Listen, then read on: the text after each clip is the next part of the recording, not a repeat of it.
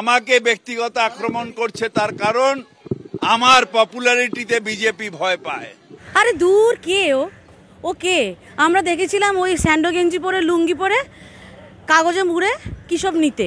হ্যাঁ, সেই হিসাবে বিজেপি ভয় পেতে পারে বা কমপ্লেক্স খেতে পারে, কারণ আমাদের নেতাদের সেরকম তো কোনো ছবি টবি আমরা দেখিনি, তো সেই হিসাবে সেটা হতে পারে। 50 বছরের রাজনৈতিক জীবনে মানুষের পাশে ছিলাম, আছি, থাকবো।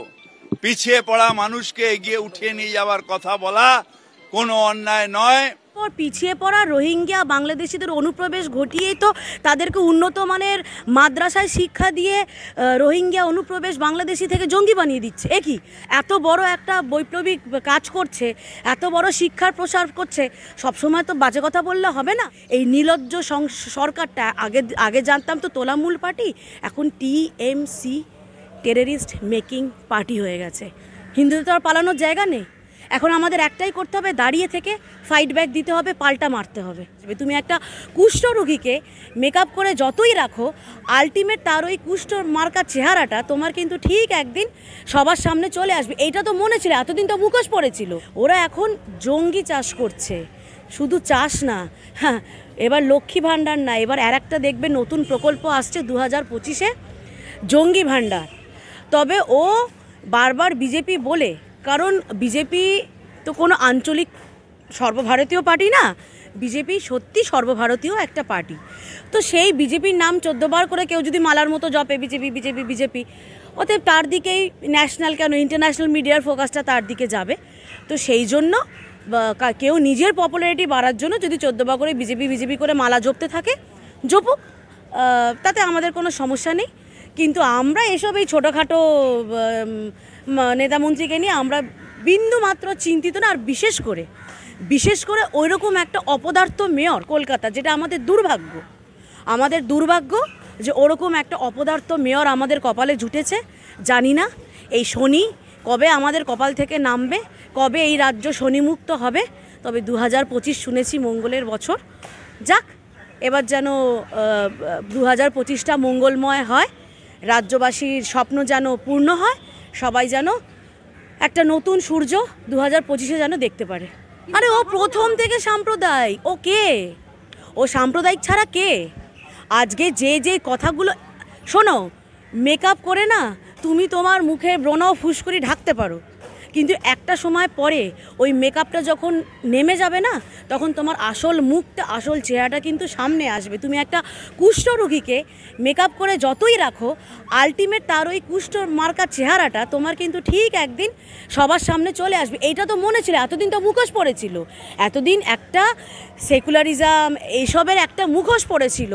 আজকে সেই মুখোশটা খুলে গেছে, কারণ ওর বাদবাকি নেতা মন্ত্রীরা যখন বলছে হ্যাঁ আমরা আস্তে আস্তে পার্সেন্টেজে বেড়ে যাচ্ছি, আমরা এখানে 33% হয়ে গেছি, এই জন্য 33%টা হয়ে গেছে বলে সেই ভরসা, কারণ চারিদিক থেকে ওনার ছোটো ছোটো ভাইজানেরা যেরকম বলছে সেইটা শুনে ওনারাও অনুপ্রাণিত হচ্ছে, কারণ ওনারা এখন ওনার দিদির কথা তো অনুপ্রাণিত হচ্ছে না, সেইগুলো শুনে অনুপ্রাণিত হয়ে আস্তে আস্তে খোলসটা ছেড়ে নিজের আসল মুখোশটা বেরিয়ে পড়ছে।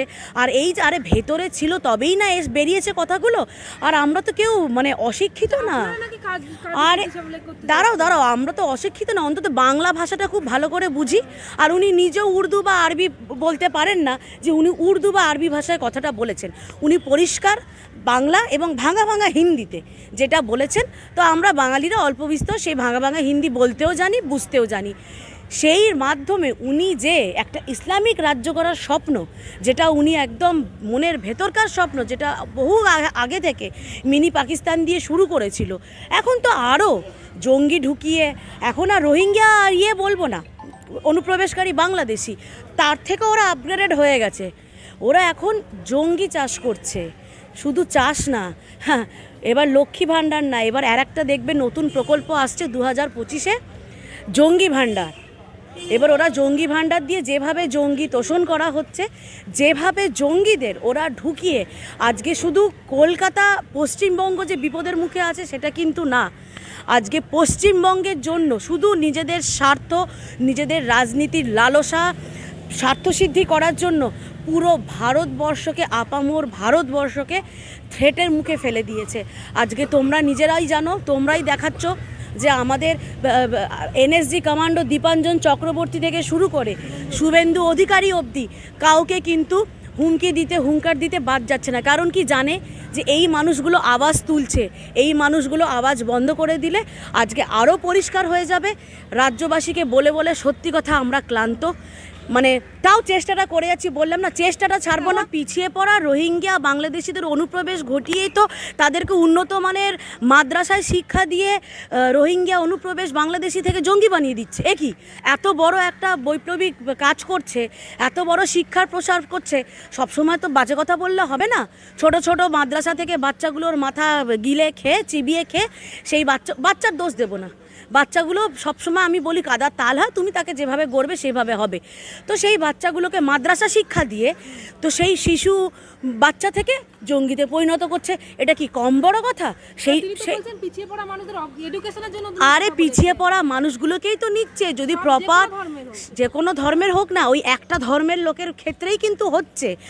একটা দেখিয়ে দাও তো যে হিন্দু আতঙ্কবাদী, হিন্দু টেররিস্ট, একটা দেখিয়ে দাও চলো। কারণ বাংলাদেশি রোহিঙ্গা অবধি ঠিক ছিল, কিন্তু যেভাবে মানে বাইরের রাজ্যের পুলিশ এসে, আমার রাজ্যের পুলিশের কাছে কি খবর নেই নাকি আমার রাজ্যের এসটিএফ, আমার রাজ্যের লোকাল প্রশাসনের কাছে খবর নেই?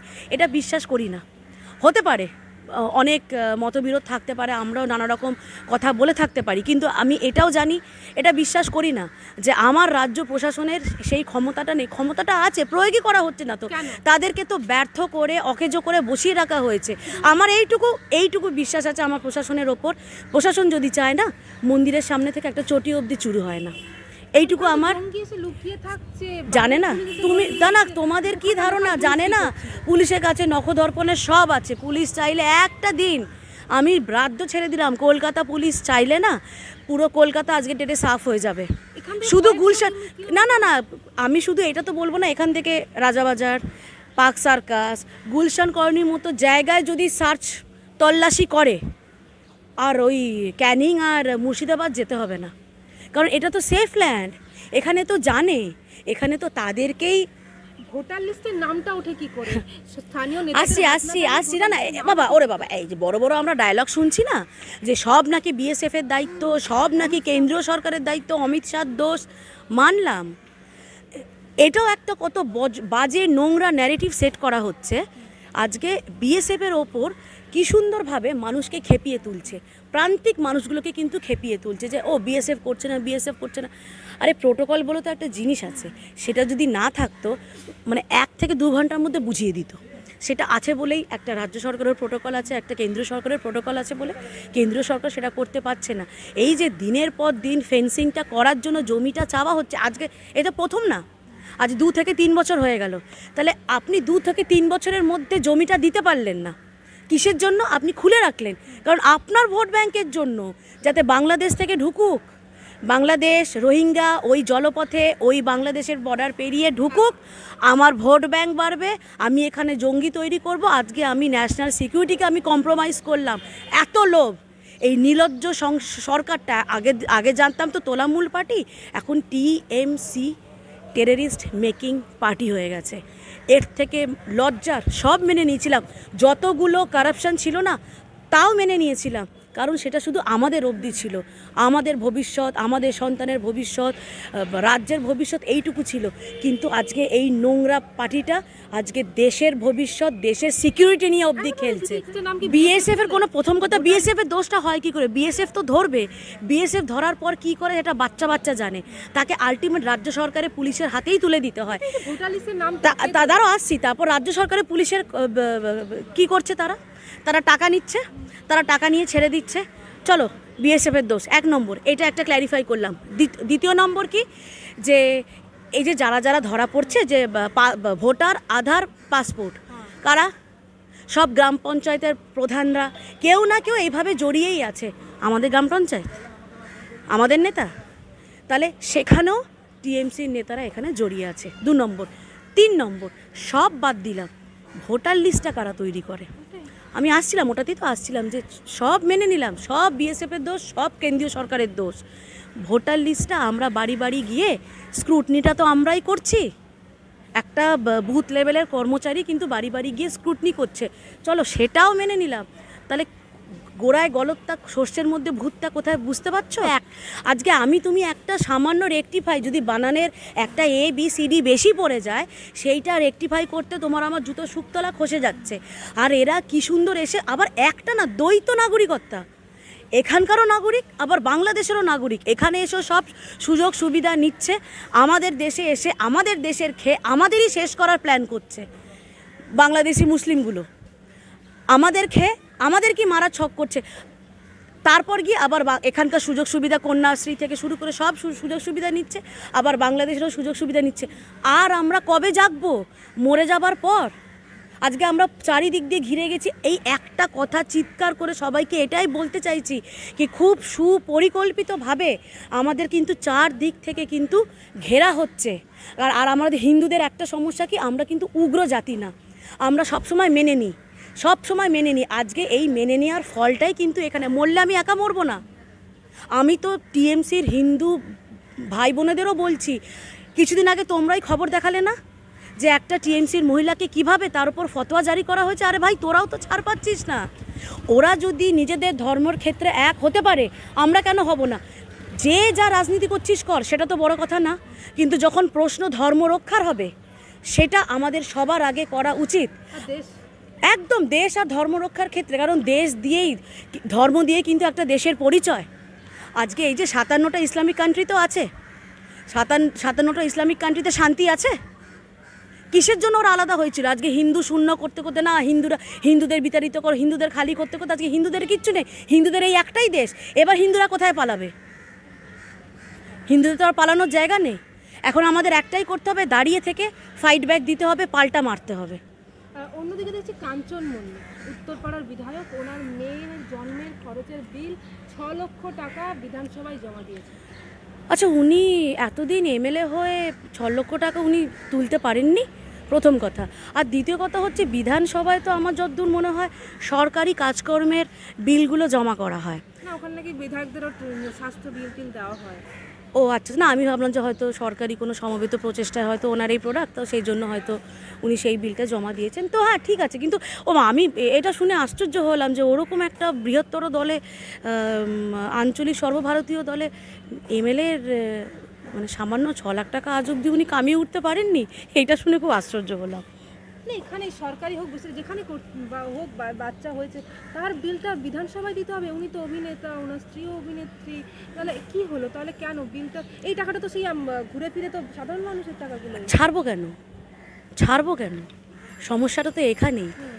আমাদের বিধায়কদের দেখুন তো, আমি আর কারো উদাহরণ দিচ্ছি না, আপনি শুনুন না, শিলিগুড়িতে গিয়ে শঙ্কর ঘোষকে দেখুন তো, একটু খতিয়ে দেখুন তো, ওর কটা বাংলো আছে, ওর কটা রিসর্ট আছে।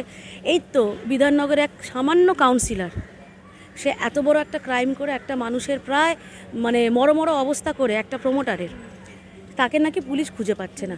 সবাই সব কিছুই জানে সে কোথায় আছে, পুলিশও হয়তো বলে দিচ্ছে যে দাদা এখন ঢুকো না, এখন গরম আছে আবহাওয়া, এখন ঢুকো না। তো একটা সামান্য কাউন্সিলরের যখন এত কোটি কোটি টাকার সম্পত্তি, তো আমার তো এটা শুনে হাসি পাচ্ছে যে ওকে 6 লাখ, ওটা 6 লাখ জায়গায় 6 কোটি হলে তাও একটা মানাতো, কিন্তু সামান্য 6 লাখ টাকার বিলটা দিল, এটাই আশ্চর্য হয়ে গেলাম।